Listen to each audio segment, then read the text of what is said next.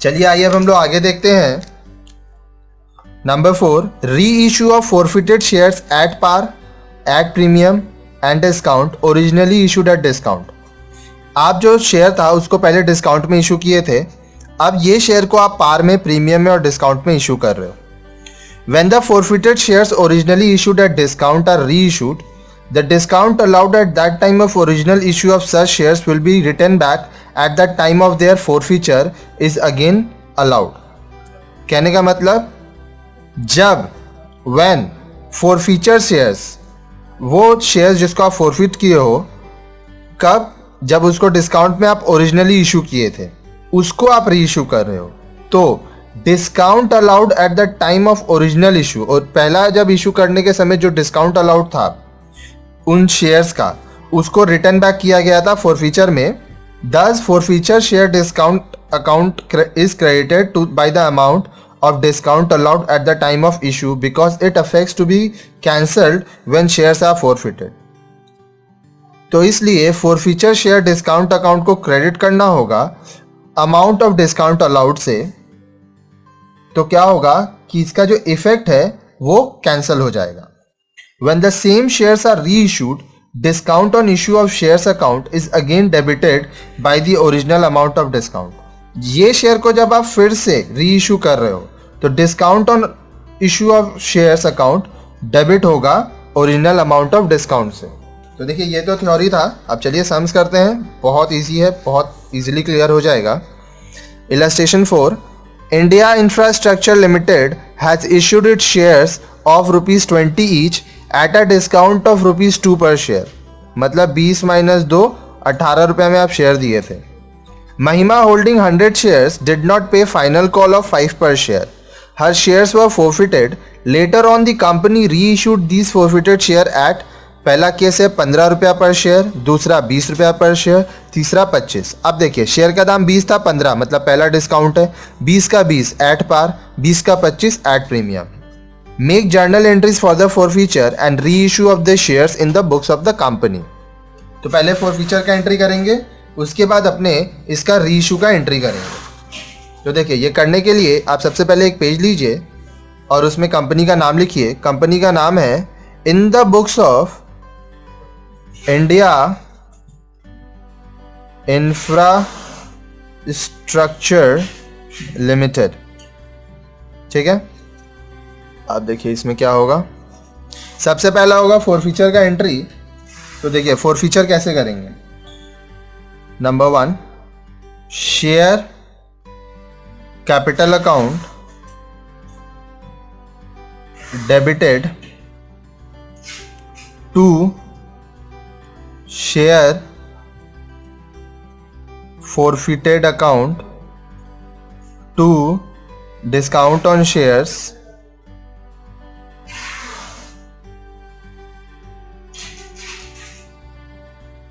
account to share final call account। ठीक है, अब देखिए अमाउंट देखते हैं। टोटल शेयर कितना है 100, प्राइस कितना है 20, तो 2000 रुपीज़ आना चाहिए था।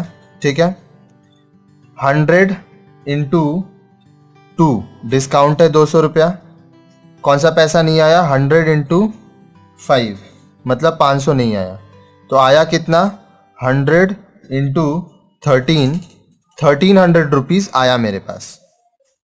Being forfeiture of 100 shares issued at discount for non-payment of final call। ठीक है, ये तो हो गया। अब चलिए इसका अलग अलग हम लोग केसेस देखते हैं। सबसे पहला केस 15 रुपया में आप शेयर दे रहे हो, मतलब डिस्काउंट में शेयर दे रहे हो। केस 1, इशूड एट ₹15 पर शेयर। ठीक है, तो ये कैसे होगा। बैंक में पैसा आएगा, bank account debited, total number of shares है आपका 100, सो 100 इंटू 15, 1500। डिस्काउंट दे रहे हो तो discount on issue of shares account debited. Discount कितना है? डिस्काउंट है आपका 2 रुपया जो हम लोग पहले दिए थे। 100 इंटू 2, 200 पहले का डिस्काउंट है, ठीक है। फिर शेयर फॉरफिटेड अकाउंट, इस शेयर में याद रखिएगा शुरू से 2 रुपये का डिस्काउंट चला जा रहा है। डेबिटेड 300, क्योंकि 1500 और 200 1700 तो हो गया, 300 और होगा तब 2000 होगा।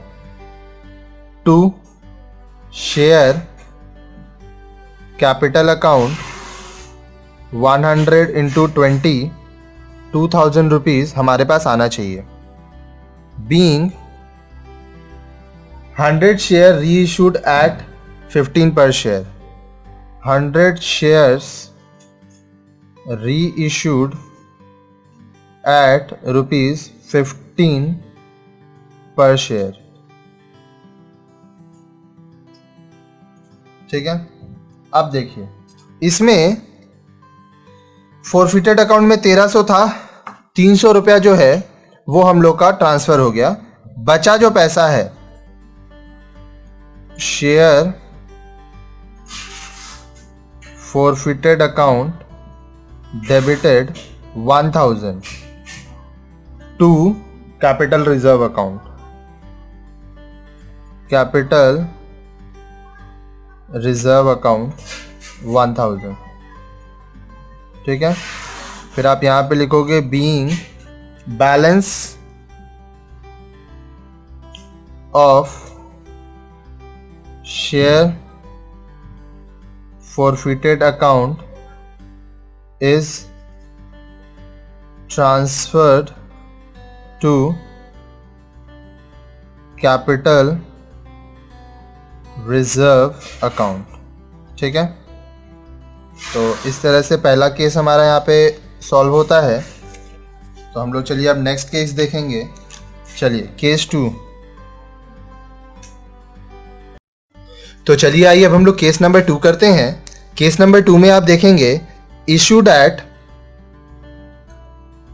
₹20 पर शेयर। अब देखिए यहां पे क्या हुआ, एट पार वैल्यू पे आप इशू कर रहे हो, ठीक है। तो क्या होगा, सबसे पहले बैंक में पैसा आएगा, तो आप यहां लिखेंगे bank account debited to share capital account and the value will be 100 into 20, 2000 rupees, 2000 rupees, क्योंकि शेयर कैपिटल में तो हमेशा एग्जैक्ट वैल्यू ही जाता है। being 100 shares reissued at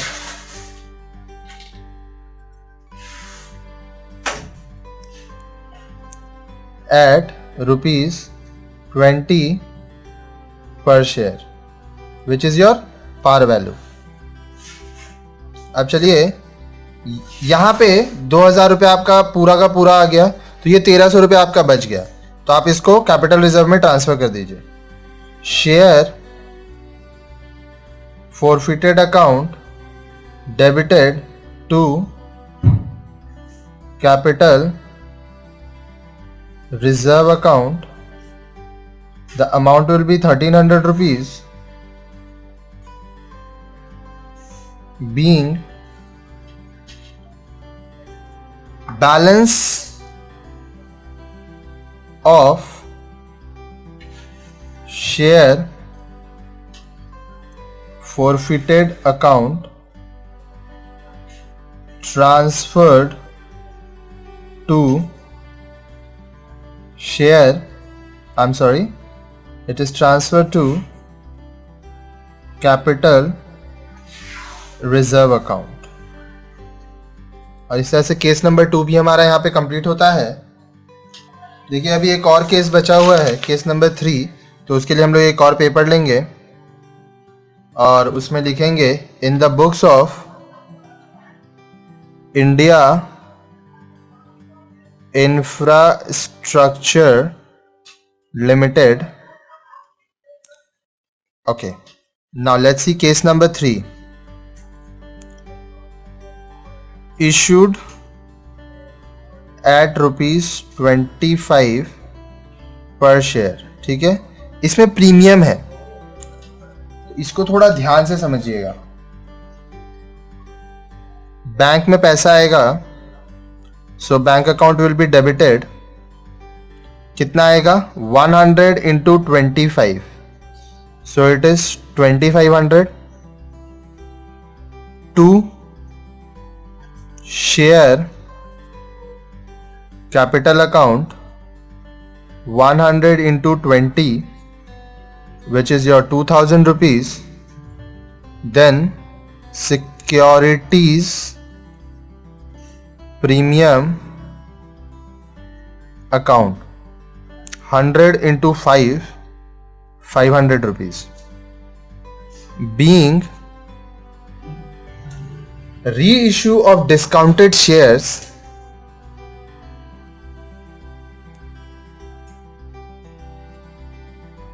क्योंकि जो आपका शेयर्स था ओरिजिनली में डिस्काउंटेड था, तो अलग अलग तरीका से नरेशन है, आप अपने हिसाब से लिख सकते हैं. at the rate ₹25 per share. अब देखिए, ये आपके पास 1300 रुपया शेयर फॉर फीचर का था, तो ये पूरा का पूरा 1300 रुपया ट्रांसफर होगा कैपिटल रिजर्व में. कैसे ट्रांसफर करते हैं? Share forfeited account debited 1300 rupees to capital reserve account 1300 rupees